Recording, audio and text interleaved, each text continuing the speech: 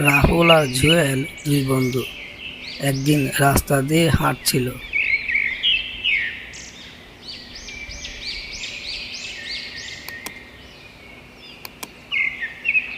জুয়েল, জঙ্গলের পথটা না দারুণ। একদিন ক্যাম্পিং করলে কেমন হয়?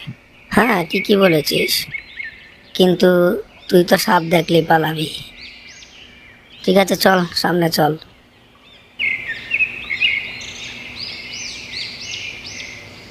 দেখ দেখ জুয়েল, ভাল্লুক আসছে। এখন আমরা কি করব? ওরে বাপরে, কি বলছিস? ভাল্লুক? ওরে বাপরে, আমি পালাই।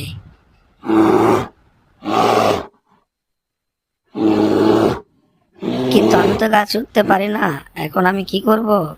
এই বলে রাহুল মাটিতে শুয়ে পড়ল।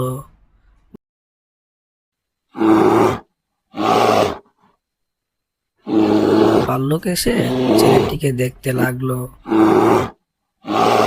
ভাল্লুক ভাবলো ছেলেটি হয়তো মারা গেছে।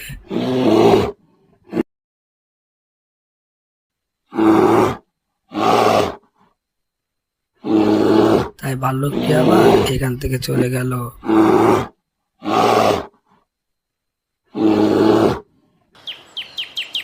আচ্ছা বন্ধু, ভাল্লুকটি দেখলাম তোর কানে কেন কি যেন বলে গেল। কি বলে গেল রে? ভাল্লুকটি বলল যে বন্ধু বিপদে পাশে থাকে না, তাকে কখনো বন্ধু ভাবতে নেই, বুঝলি?